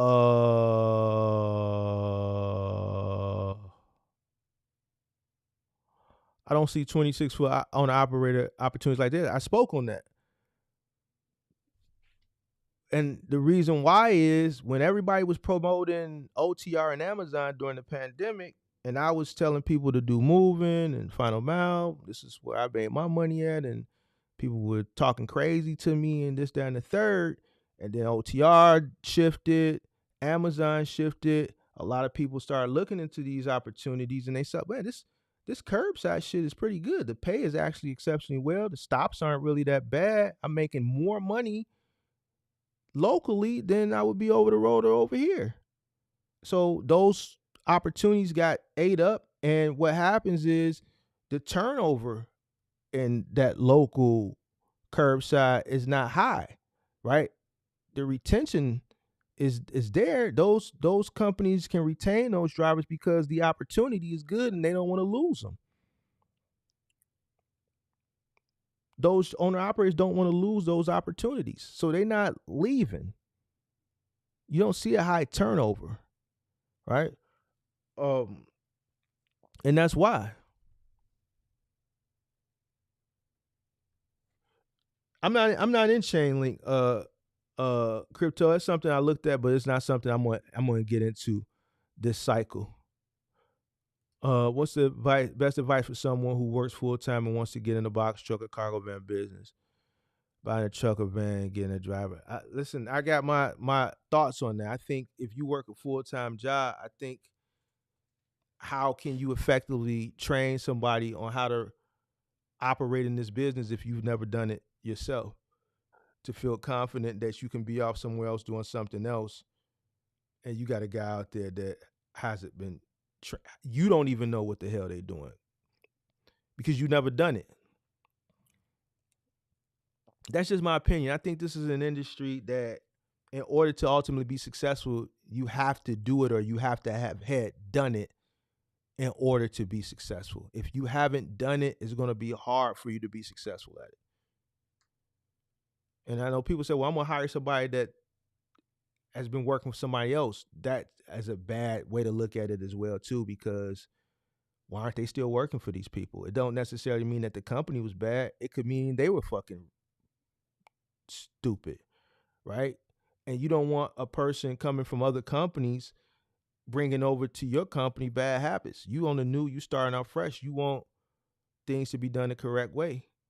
So, starting a business because you had the resources and the capital to start one, to use this as a stream of revenue, which so many influencers promote. Truck, y'all start a box truck business because you can create a multiple additional stream of revenue. Just hire a driver. It's not that simple. First of all, what a lot of people realize, it wasn't that easy, and it's not that easy to just hire a driver. And two, how can you run a business successfully if you've never done it? You don't know how to run it. How can you compete? How do you know what to do, what not to do? How do you know what to accept, what not to accept? How do you know how to determine your cost per mile? How do you know what regions to go into, what regions to stay out of? How do you know what regions to go into and which ones to stay out of in certain times of the year?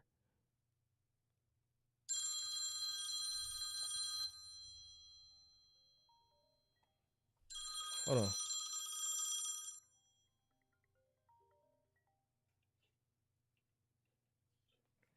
Yo.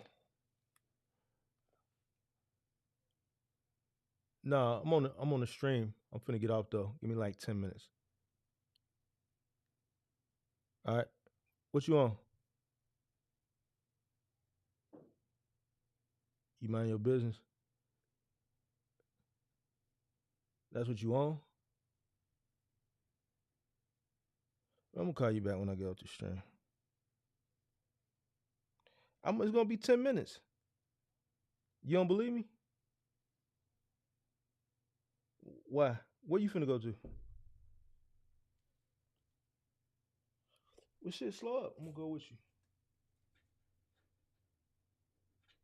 So? You said what?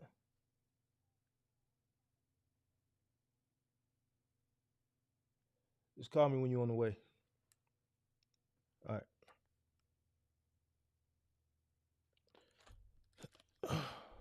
All right, what I leave off at? What's the best advice for someone? I think I answered that one.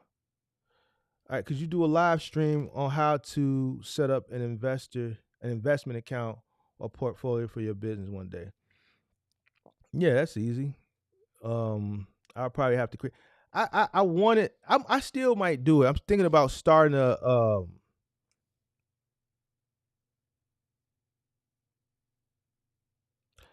I'm thinking about doing setting up a new portfolio, right? Right. See what I do on the membership is we talk about certain things, but I want to actually set up a portfolio where I build it online, right? I don't want to show a lot of my portfolio because one, I don't want motherfuckers to know how much money I got, right? So I think I'm gonna start something. I'm gonna start it small. I'm gonna do members only portfolio, and I'm gonna start probably with. I'll probably fund about $2,000. We're gonna start small. I'll probably put $2,000 in there, and we're gonna see where we can take it to in 12 months. We're gonna see if we can take $2,000 to 100,000 in 12 months. So I'm thinking about doing that. So if I do that, then I'll walk you through the process of how to get started, and what I'm gonna invest in for like a new investor with, let's say, a $2,000 budget. Right. I gotta see if I can get I'm gonna have to find an account, maybe a brokerage that I don't have an account with, and then I use that as my like a educational um portfolio. So yeah, it's something I was thinking about doing anyway. Daycare expenses just killed the gig apps for the week. Until if you don't know how to fill in an application, you don't need to invest in stocks. Yeah, if you definitely don't know how to fill out an application, you shouldn't be investing into stocks. Mark, at what point did you step off the truck? I'm about to add trucks 4 and 5. Right now, my goal is to be completely off the truck by October of this year. I stepped off at my 3rd truck. The reason why I was running 3 trucks, I was on one of them, and the managing of the other 2 trucks became difficult because I was on a truck. I had trucks that were calling the total up, total out, run credit cards, things like that. We were using Square at this point, and I would have to go find a place to conduct business. Obviously, if a customer's paying $100 an hour at that time, the last thing they want to see me is on the phone conducting business, right? So I would have to go out to the truck and sneak away from the customer, go conduct that business. And once it became too overwhelming, I realized it was time. The profit was there. I could have easily stepped off, right? But I stepped off on my 3rd truck, and when I stepped off on the 3rd truck, business was already booming, but it really, really took off. Now my time was allotted to, obviously building a business. I was doing that, but I had more time throughout the day to focus solely on that. So if you're doing really, really well right now at 3 trucks, I came off at the 3rd truck.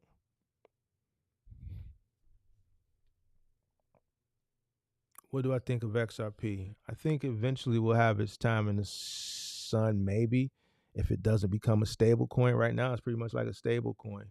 I, have been in XRP for 4 or 5 years, and a few months ago, I got out 100%. The reason why I got out is because, I just got tired of waiting. Now, will that come to bite me in the ass one day? It's a possibility, but it was a decision that I thought and dwelled on, and thought. And there's mixed, sentiments about XRP. Oh, it's gonna run. Just wait till this trial. Or, oh man, it's a stable coin. All right. The money that I had tied up, I've since put that into other things and have made significant gains. But in the 2 months since I've exited XRP, if I would have left my money in XRP, it would just be dormant. So I've gave it enough time. I don't know where it's gonna go. If it runs, then it runs, right? It just is what it is. Other things run that I'm not a part of. It's things that I'm a part of that run that other people aren't a part of. It's just, what it is. I gotta pull from things that aren't really doing anything and put into things that I know are gonna do something. I exited Cardano 100%. What's crazy, I exited Cardano 2 months ago, and I still are getting rewards from the Cardano that I had staked. So I'm still getting Cardano rewards, I guess delayed rewards. But I don't know. XRP is something that could possibly go, and then something that may just be a stable coin. I don't know. Either way, I'm out of it. I have no intentions on getting back into it anytime soon.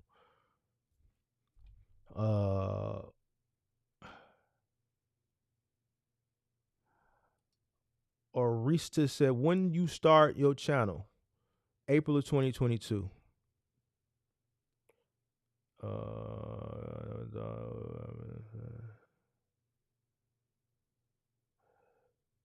Kobe said, "I'm there." Then it's just crazy because I never thought it would happen this fast. Shit's amazing, really. Well, here's the thing, Kobe. You know why you didn't think it would happen that fast? Because you weren't thinking about it. You were too busy entrenched in doing the actual work. And that's the thing. The people that are entrenched in doing the work, they're not thinking about the grow. I always say the business is going to talk to you and it's going to tell you when it's time to scale. And that's what you're going through right now. You're going through what could be the beginning stages of the 5 stages to scale, which would be the takeoff stage. You could possibly be entering into the takeoff stage of your business, right? The reason why it feels amazing, it's unbelievable, and you didn't think what happens because you were too busy mentally and physically focused on doing the actual work, which is what a lot of people are not doing. They're not focused on doing the work. They're focused on, well, the results that work brings. They're focused on what hard work brings and anticipating and hoping and wishing for it instead of doing the fucking work. And the reason why they're not getting the results is because they're not doing the work. Listen, it's easy. I know, Steve, man, it's easy for you to talk. You done did it. That's the point. I done did it. That's why I can talk about it. I'm a testament of what hard work gets you. I'm a testament of what making the right decision gets you. I'm the testament of delayed gratification. I'm a testament of, being disciplined. I don't even talk about discipline. Discipline is going to be the next chapter I really, really focus on. Being disciplined is going to be the next chapter I really, really focus on.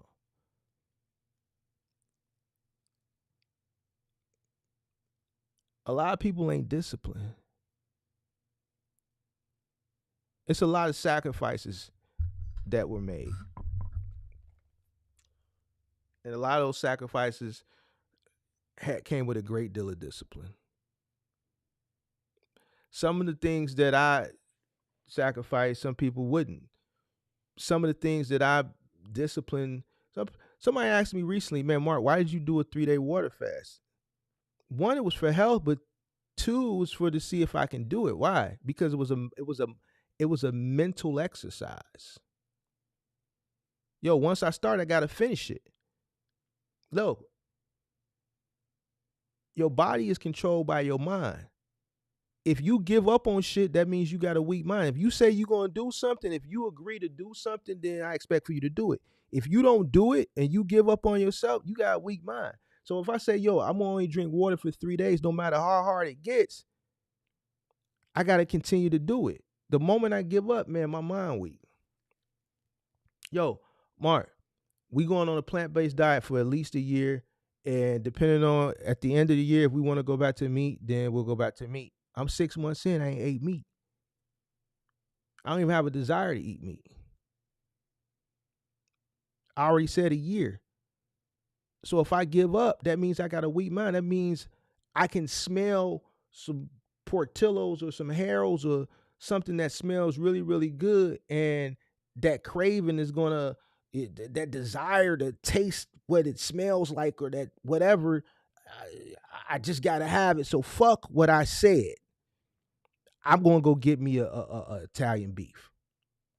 So fuck what I said. I don't even have no, I can't even keep it 100 with myself. If I say I'm not going to do something and I go back, I'm going back on myself. How can I keep it 100 with other people when I can't even keep it 100 with myself? So a lot of times you see me do shit is for more mental exercises.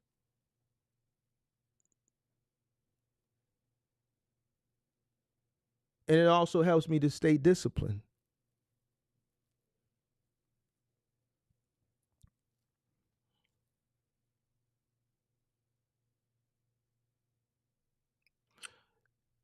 I be wanting to do certain shit, but I don't. I be wanting to say certain shit, but I don't, because I think everything has a proper time, right?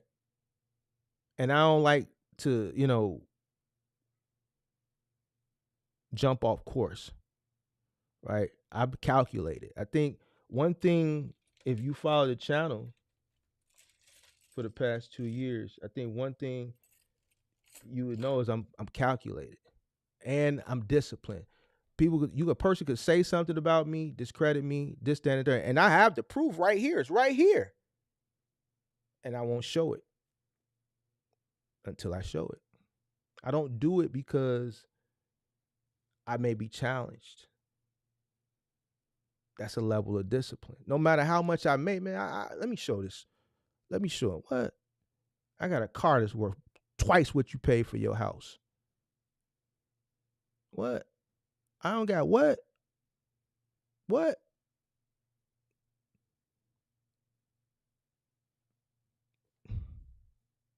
That's a level of discipline, right?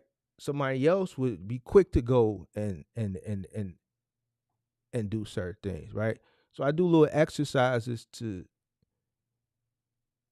keep my mind strong and to help me stay disciplined.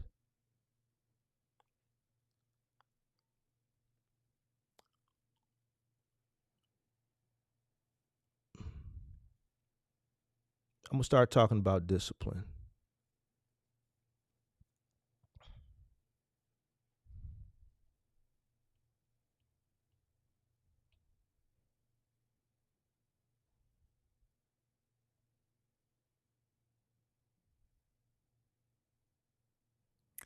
Man, these people, these funny foreigner people, is this a crack house?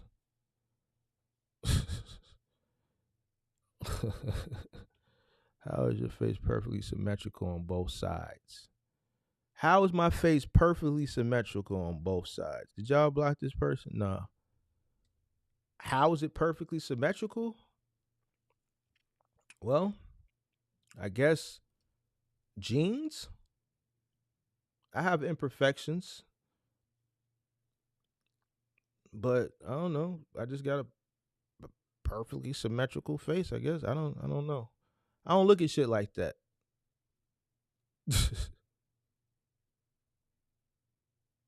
Did we get rid of Angel?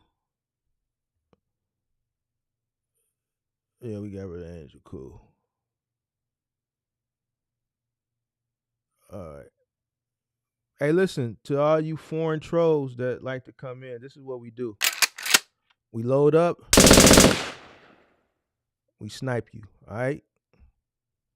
It is what it is. There's plenty of other channels you can flip through. But over here, we ain't tolerating it.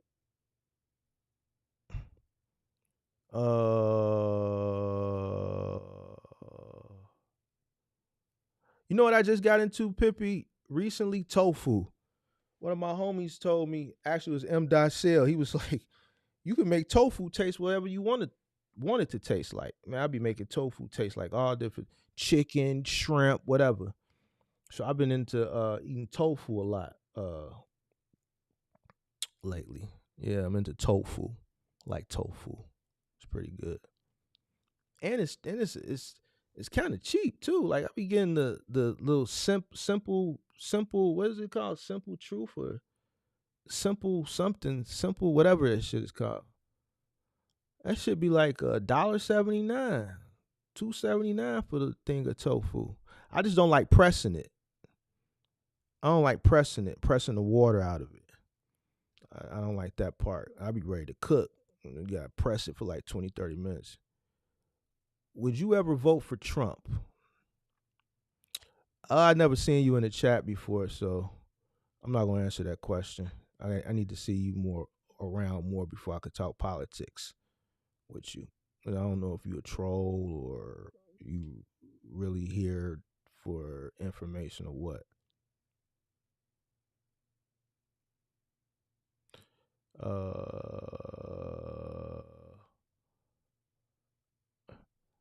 Don't play into the trolls. Yeah, I don't play into them. You know, I like to from time to time I'll seek one out and tell them about themselves, and then we don't hear from them again. Or, drop the link or something like that and they don't never come up. See, that's what it is. A lot of these trolls, they go to these channels. I'm gonna talk about this too. I spoke on it before. What happens is these trolls, they go to these channels, right? Especially in this vertical format, right? and they can just flip, and then they land on these channels, right? And I flipped one day just to, because I see what comes. So I said, let me flip to see. So I'm flipping. I seen just a different spectrum of shit. It doesn't target you in a specific demographic. I seen let me not say, Lord forgive me. I seen a special needs kid, special needs teenager. He's playing like Nerf in his bedroom, and there are trolls in there making fun of the special needs kid. I see some chick with some tarot cards. They're in there. I seen some heavy set person in there eating. They're in there making fun of her eat. I see some lady with about 30 monkeys. She had 1,000 people in her live. Just monkeys are climbing all on top of her and shit. They in there. What happens is these people that do this, these are people that are the scum, right? A lot of these people that come in here, they're fucking scum. These are the people that have low self-esteem. These are the people that if they're grown, they're in their mother's basement. These are the 20-something going into 30-something-year-old loser who probably never had sex with a girl, never went on a date, and because they're having just, they just have such low self-esteem with themselves, they go seek out people online that they can pick on and bully, right? And what happens is they go into these people's live streams and they pick on them because they have low self-esteem. So they find somebody else that has low self-esteem like them or even lower, and they pick on them because that makes them feel better. And then they hurt these people's feelings, right? Right. And these people are just online. Some of them are looking to be online to make friends because they're socially awkward in real life. So they come online to talk to people because they're cooped up in their room because maybe they're special needs or something like that. And they fuck with these people and they get off on fucking with these people because they fucking scum, right? And the thing is, the people that they fuck with don't have the ability to defend themselves. They don't know the things to say because they weren't raised in those types of environments where they had to Jones and shoot the shit and talk back so that they can get through their school day, right? Then they find my channel. Hold on a second. Yo. Are you here? All right, I'm coming down. I'm coming down. All right. All right, I gotta go, but I'm finna get this thought off real quick. So they find this channel. They find this ghetto motherfucker right here, right? They hear me talk that educational shit, and then I switch it up on they dumb ass like I did right now. And they like, whoa, where did that come from? And I call them all type of goofies. I tell them to get their goofy ass off my live, and then I talk about how poor and broke they are, and how they a piece of shit, and they the scum in the fucking groove of my shoe. You see my motherfucking Vapor Max? You see that Vapor Max? You see the scum right up in there? You see the scum in my Vapor Max? You fucking retard troll? That's what you are. You the scum in between the grooves of my shoe. You a piece of shit. You broken. You ain't got a pot to piss in, nor a window to throw the shit out of. And then we drop the link and tell them to come up and give me their thoughts. And they don't do it. See, they ain't used to that. They used to going finding one of these special needs people that's on live, that's trying to make friends and ruining their day and making them cry. And then you read in the paper that, motherfucker done slit their wrists or some shit. See how I switched it up on their goofy ass? See, they thought I was one of them. They like, man, this dude talking to our ticket. Where the fuck this shit? Listen. That's what I think about you. I think you a troll and you fuck with people that are weak and got special needs. I think you the scum of the earth. I think you a piece of shit. If you ever run into me in real life, make sure you come up and you introduce yourself that you was in my live and trolling, and watch how I handled it. See, they not used to that. They used to dealing with people that they can bully and pick on. Keep trolling. One day you're going to meet your issue. Well, what's meet my issue? Exactly. Fuck around and find out with the wrong person. Fuck around and find out with the wrong person. fuck around and find out with the wrong person. So every now and again, when I'm coming to the end of my live stream, I'll pick out one person and then I'll do to them what they spend all day doing to others. And then you never hear from them again in the chat.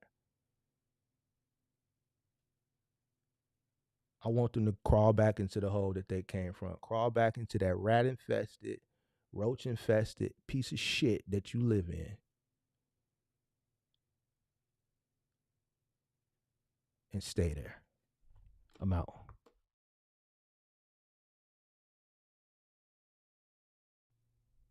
This live didn't end.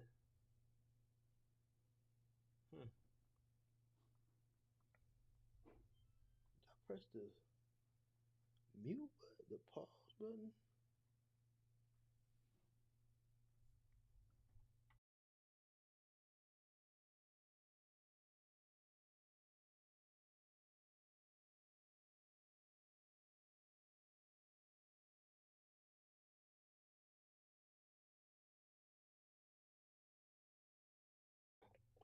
This shit was still live the whole time.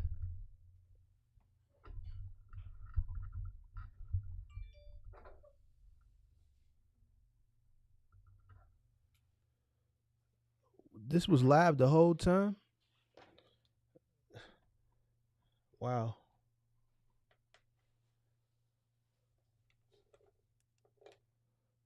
Check.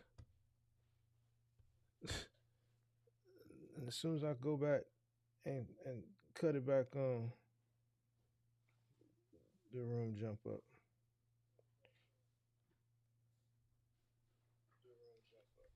I didn't know this was still live this whole time. Oh well. I guess I end it now. Let's do this then.